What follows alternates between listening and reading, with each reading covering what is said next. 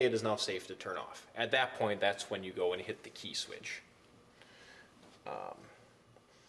Some consoles, like, you can just kill the power whenever. Some are very specific about your shutdown sequence because they're becoming so computerized now that it's basically, you got to treat it like a computer where it gets unhappy with you if you just pull the power. So this is where it'll tell you what firmware you're using. So if the time comes to do a firmware update, pick one person who handle. I'm assuming Tim will handle all your firmware updates. Not that someone I went to say, oh hey. And well, that has an impact too. Then I think on your yes, what you're using on your iPad. Then you have to make sure that your firmware version on your console matches your iPad. Or again, you get random calls on a Saturday wondering, hey, I just did this and now I can't do this. Alrighty. In the user option, if you guys want, you can set up various user levels.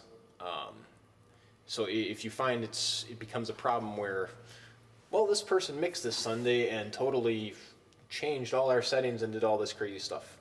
At that point, you might want to consider creating user groups and assigning them to the lowest level group. That all they can do is like turn on the board. Yeah, basically and they can turn on and they can and mute channels or up and down, and that's it. They have no EQ control. You can set various levels like that. The way it's set up now is, if I wanted to, could I mess up the default show or default setup? Only if you hit store. Okay. And override what's already there. And it asks you twice. It says, "Are you sure you want to, store or whatever?" So it's not like just hit store and it stores it. It asks you again, "Do you want to store it?" So then you would be overwriting it. But I have basically everything backed up on a USB too. Mm-hmm. So even if somebody does mess up the board, I have another copy of our setup on the USB right now. So it's fairly safe, I would think. We have meters. So if you wanted to have another representation of all your channel inputs, there's a meter screen, which can be useful.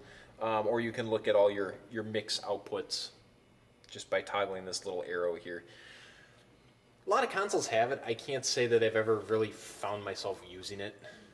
You're kind of more just looking at individual channel. Yeah, I mean here you're this is just giving you an expanded view of your little lights that you have here. Right. If I'm concerned, do I have signal? Do I not?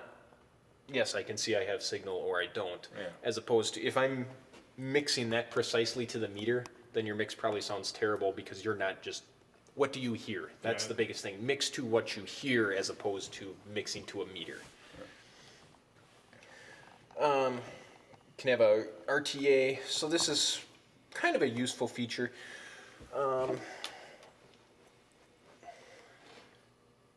So this kind of will analyze a channel, or allows you to analyze a channel. So right here I can kind of see as I talk, you can see what frequencies what frequencies my voice is producing. So you can see I don't really have a lot down below the 100 hertz or whatever, but you can see the little red line there will be what is the peak frequency as I talk. So it can sometimes be useful if someone's talking and there's just some weird frequency that you can't find. You can go to the RTA screen, hit the pre or after fade listen button, and then that'll bring them up on that screen and gives you something else to look at. And it can be helpful just to kind of see, hey, what frequency that is. After a while you get used to, okay, hey, that's up in the 4K range, we need to do a little cut there or something, but this gives you another representation and another way to look at it. Useful little add-on that came with the last firmware update. Occasionally the firmware generally it has some bug fixes and stuff like that, but occasionally they'll release some new feature like that. In this case, the RTA is now part of that. There's also something called Q-Drive. This is a recording feature that the desk has now, where you can record either a stereo mix or up to 18 individual tracks to the USB drive, to the USB key. It can be useful. You guys already have your recorder that you're recording to, but some people, I know some churches that they couldn't afford a recorder, so here, it's a quick and dirty way that, hey, we can record the left-right mix to the USB key. And this would not have individual tracks, right? No. That's getting a left-right. Where you would do the individual track thing. So say you had a band, everybody's close mic'd, and you want to do a recording that you're gonna mix down. Someone wants to do a mix down of it later. That's a way you could, here's up to 18 tracks of, Yeah, the one big reason why we went to the external recorder was to be able to set a timer, so now I have it set up for the services to automatically start. Nobody has to start a Yeah, it's- recording or whatever within the board. That recorder automatically starts at 5 minutes before the service and, runs till the service is over, basically. So for all the services, all the scheduled services anyway, so. So before Pastor would always start it on the computer, so now it's automatic, so. To an SD drive or SD card. so. If you want, I can come back and go more in depth onto how that particularly works, but We could always figure basically that part just out, yeah. know that it's there. It's pretty user friendly. So again, that was on the home button, and then the Q drive. In case you didn't see it, so as there's the layer of menus across the top when you get to a screen, and sometimes if there's an additional option, it'll pop down a second layer of menus that you can flip between. All right.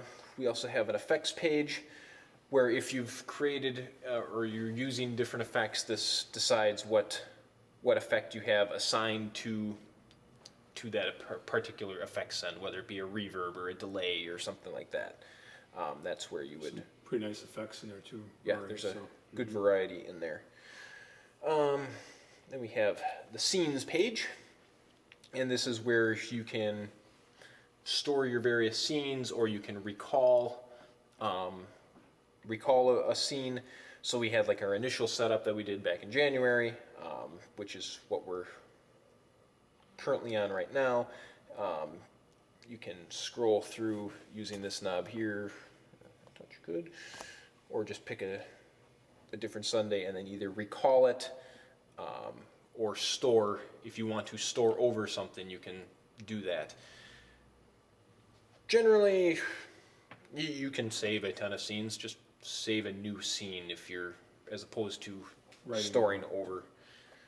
So I can either, like for example, That was the one you had set up. Yep. So I can either recall that one, or I can store whatever I have now over it.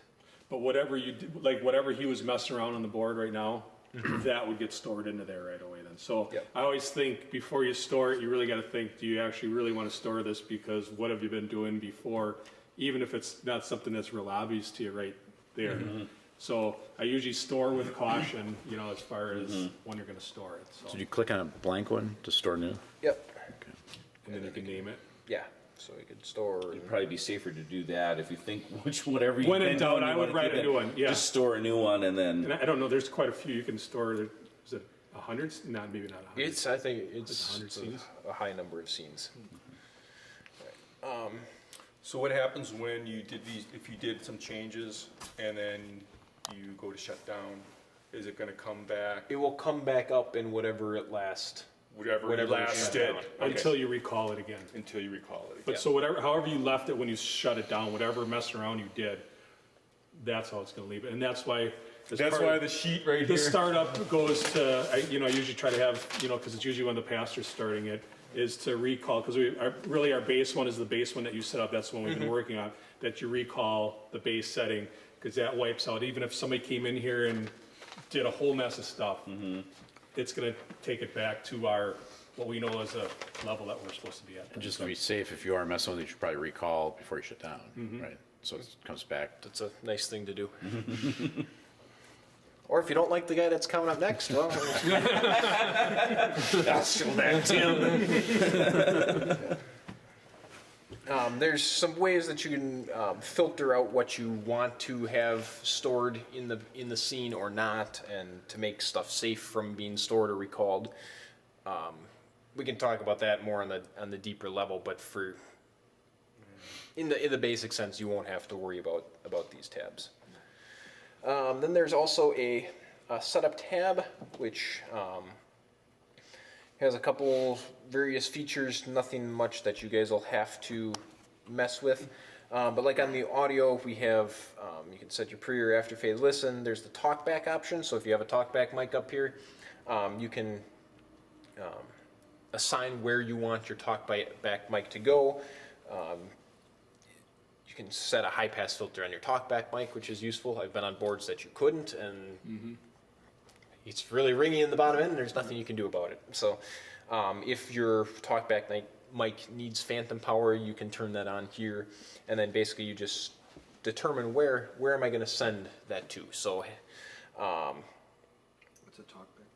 Like for me to communicate, like, or whoever's running the board, if you're up at the board here, to communicate down to, let's say, the musicians, you can route it to the monitor speaker, let's say. it For has sound check. It has Yeah. a dedicated So he doesn't have to input on the yell board. over the top down the, you know. Yeah, so it's a dedicated input basically meant for the operator, and then he can, like I said, he can assign that to monitor 1 or monitor 2, or he can page to the lobby or run through the mains, that sort of thing. Gotcha.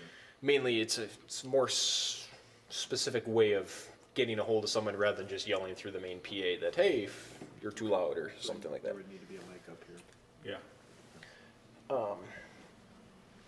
I see a more like, And then we're probably gonna be using, for that type of thing, then we're probably using the pad more now. on the floor. yeah, so if you're there already, but you know, say you go over to, like, we did Northbrook Church or in Richfield, so the booth's pretty far away from the stage, they have their band, the band's all on their own ears anyway, so this way the operator can talk directly Right in to. their ear. Right in their ear, okay. without running it through the house. Gotcha. Turn that off. Signal gen is, Let's knock out this wall, I think. no rush. Signal gen is if you want to put pink noise through. That's again in a permanent setting where we're pretty well set up. It's not something that you're gonna have to use. But say if you were in a portable show, or you know, so you're playing in a band and you're playing a gig, you're mixing a gig that night, and you've set everything up. Well, hey, did I set everything up so I can turn on my in this case pink noise, and then I could assign that to you know, different groups or to wherever you have outputs, and it's kind of a quick and easy way. Hey, do I hear something? Do I? And that's what, nice. and that's what Dave Hosbach already, I mean, he tuned all the speakers and, you know, so he kind of did that part for us, so.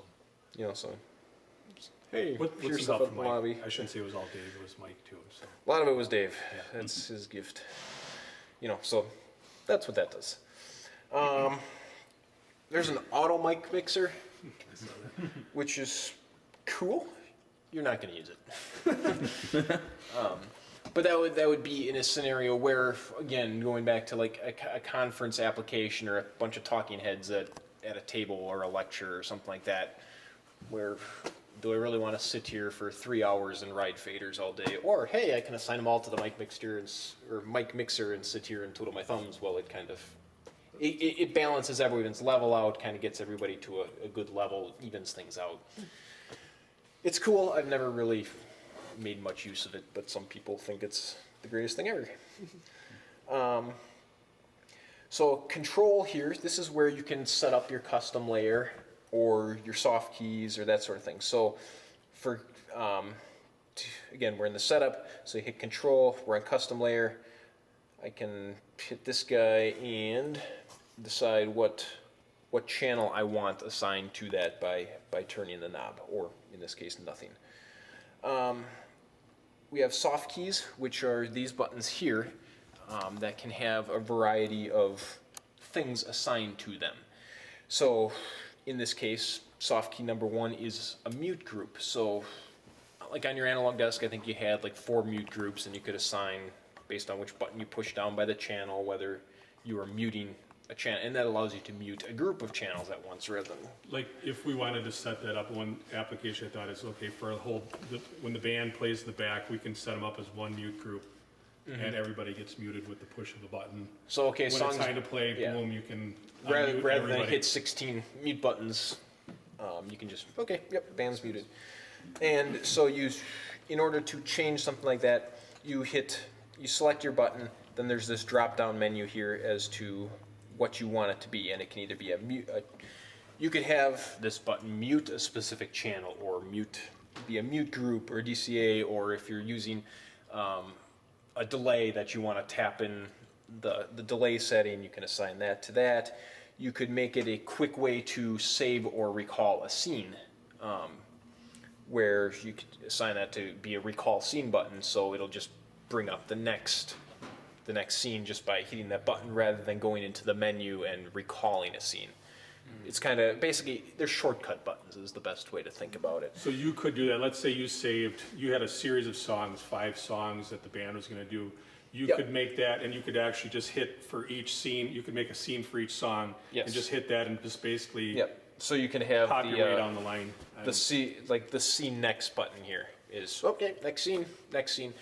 I've done that in more of a theatrical application. So say, you're mixing a musical or something, you've got 25 mics active in this scene, and then, hey, it's a quick change and we're going right to the next thing. So rather than try and hit 25, hey, next scene, board figures it out for me, and if you're going to do that, like in that, it takes time to really sit and figure out, okay, This is all the settings. who's going away, who's coming up, all that sort of thing, because it could really throw you for a loop too. But again, it's a lot of useful stuff if you have the time to set it up.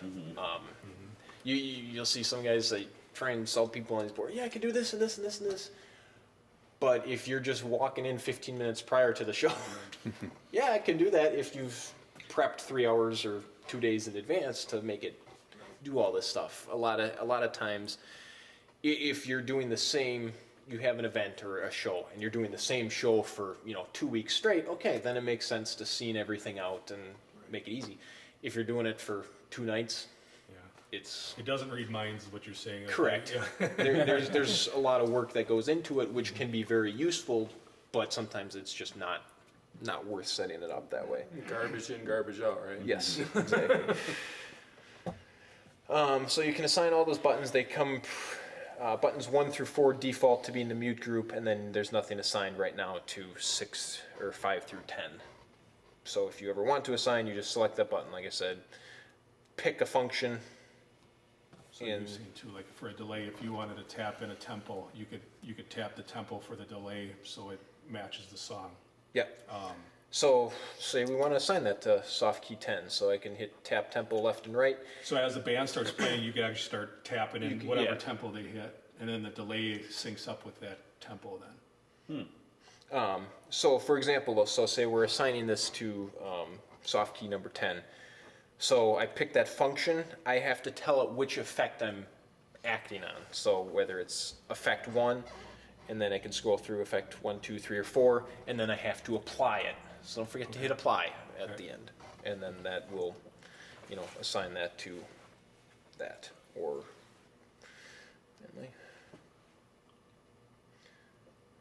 touchscreen fingers are not great today. We'll clear that up.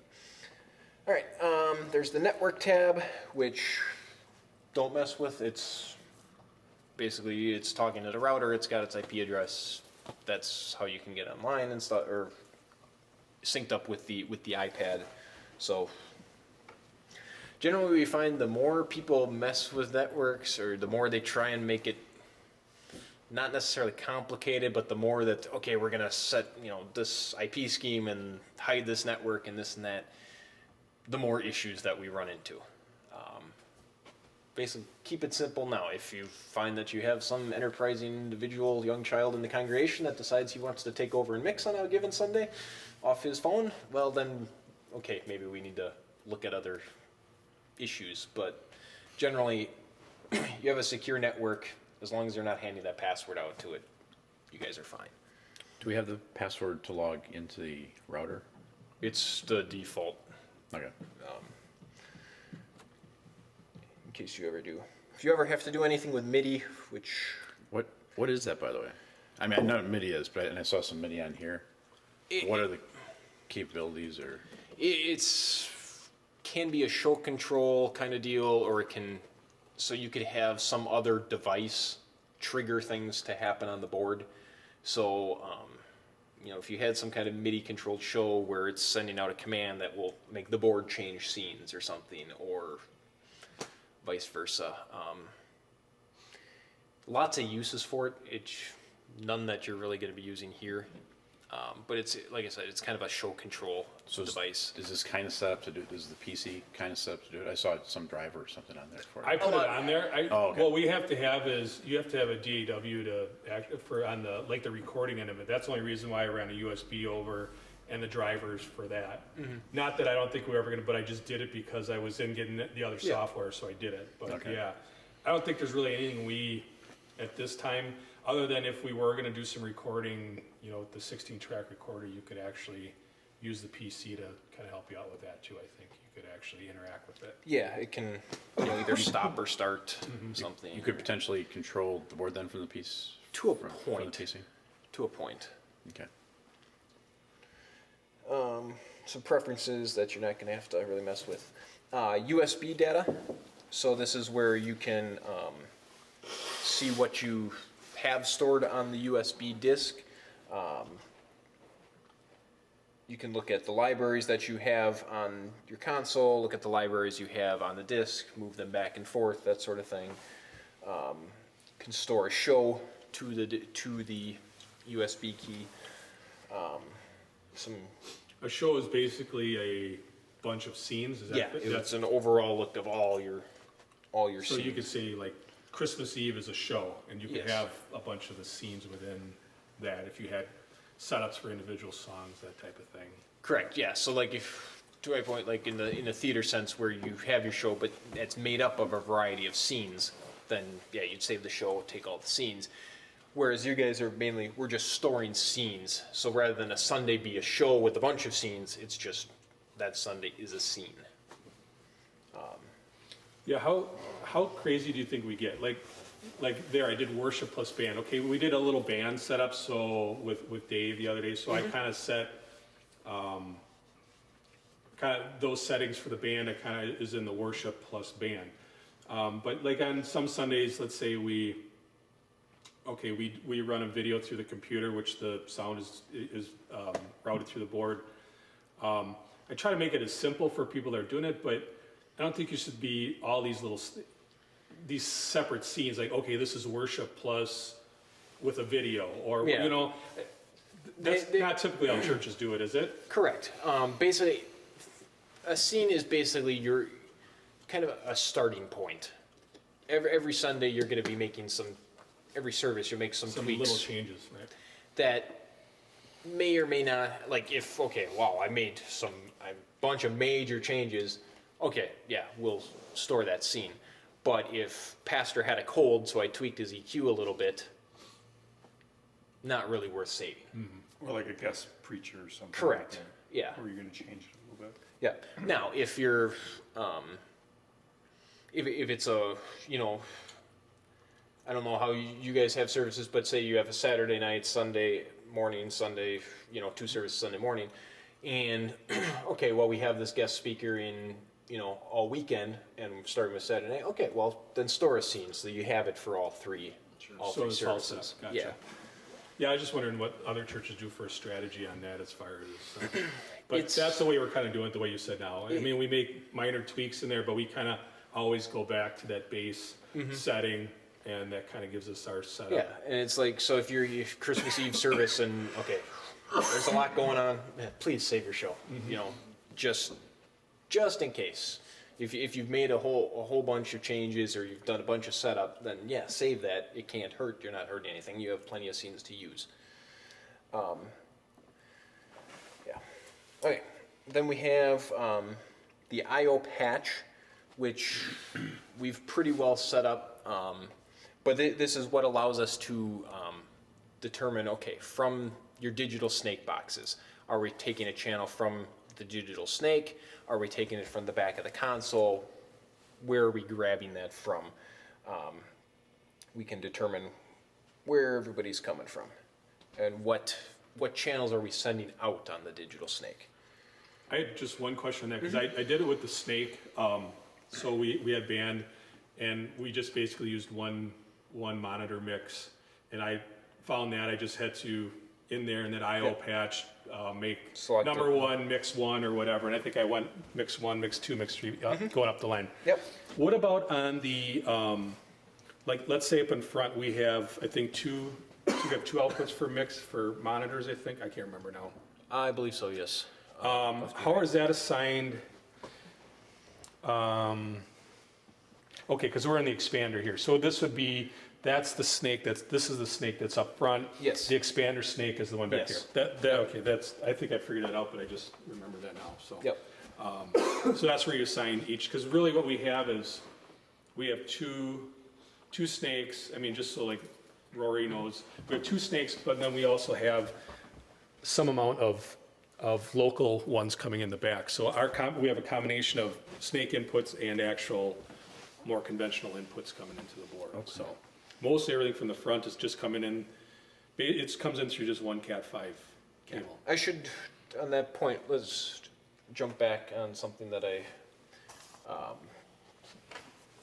missed. Yeah. Talking about the digital snake, one's portable, the other one is actually In the rack. in the rack in the front closet. Go up there and look at that.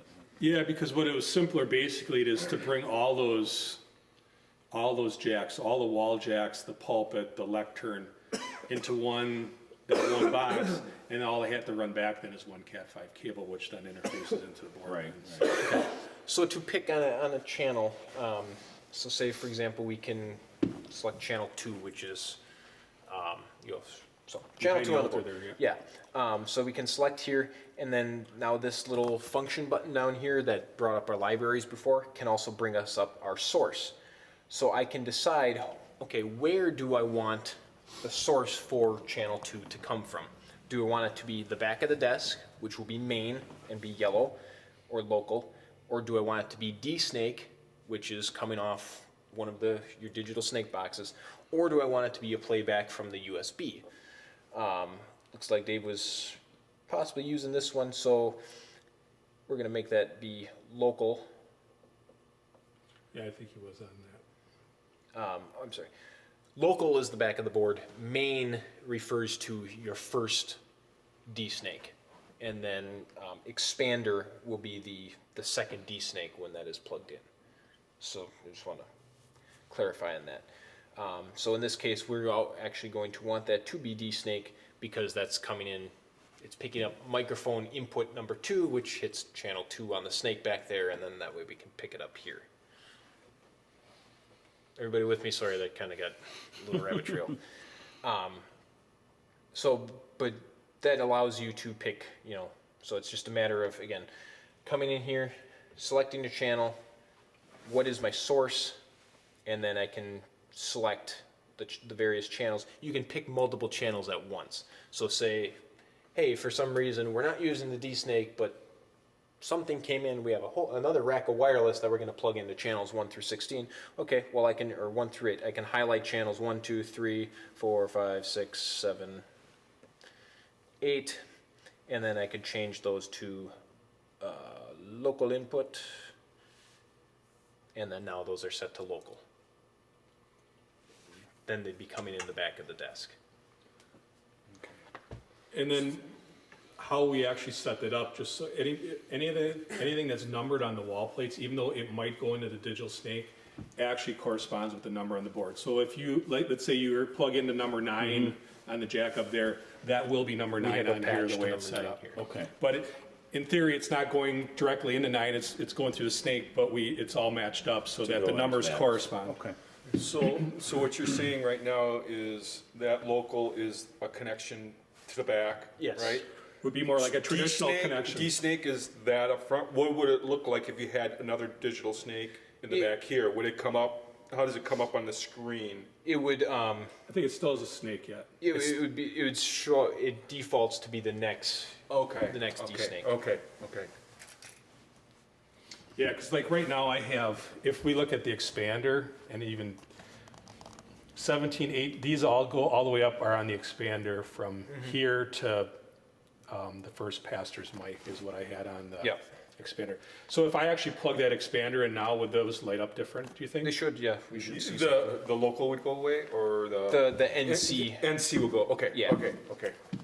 So you can see here, so we have where it says main, and then right now it's NC because nothing is connected. Nothing, okay. When another snake that And would those- show up as EXP, I believe. And this up here is local, or no, D-Snake? Yeah, that's those are all D-Snake. Those are Yeah, just yellow yep, because I Yep. tapped on them. Okay. Okay. And again, in that part of it, let's say somebody did go in there and mess that up, but we were messing with that now. That is actually recallable in the scene again too, right? Is that correct? Yeah. That whole setup. So if somebody went in there and messed that up, we can go back to recall scene and all those assignments are where they're supposed to be again. Yep. Close that. All right. Not too many lost faces. I default on that. No, I don't think, I mean, I think we got a pretty good handle on, other than, we have pretty good room for the band right now. Where it may come into play is if we start adding more pieces to the band, then we're probably gonna have to know how to do more of that inside of that. Sure. Because now we're saying, okay, it's not a local input anymore, we need more inputs, which the snake has, but we need Yeah, room on we the have board. 10 inputs allotted for the band right now, but if we If went we beyond that, increase, then we would probably have to know how to do that more, so. and yeah, there's And then we could start using that custom layer then, or whatever. it could be the custom layer, or like you mentioned, okay, well here's our band preset. Well then, okay, we could have our standard service where that's how that all patches. But okay, well it's a big That's band true. Sunday, then we have a different Now scene, these faders are band That faders, we've- and they're, rework things. so it does give you a lot of flexibility that Mm-hmm. way. But again, you need some setup time again. Yes. Jumping back to setup, so, and that's where another spot that like we were just talking where you can patch and assign mixes to various outputs and stuff. On your typical Sunday level, you'll never have to touch any of this. A lot of this we preset setting up the system. I'm just kind of making you aware of, hey, here's where it is. Not something you'll ever have to mess with. Monitoring, you're not really using anything there. Same thing for USB audio. This is where you can patch if you were to use the Q drive USB recording on the desk, this is where you determine, okay, what are my 18 tracks? What channel do I want to have track? So right now it defaults as a 1-to-1 and then the main left right, but I could tap on that and then I can use the little scrolly wheel to assign some other channel to the first recording track, different channel to the second recording track, so on and so forth. Does that make sense? So if we wanted to record our own theme song with our band, let's say, you could mix and then mix it down after. Yeah, so for example, you have vocal 1, 2, and 3 on 17, 18, 19, then you have your keyboards here. So I could come here and Assign those all. I could, here, let's make, this can be 17, this person would be 18, 19, so on and so. Or we can just cancel and not do that. Okay, utility, some diagnostic stuff that just basically says what firmware you're running, that sort of thing. Calibration.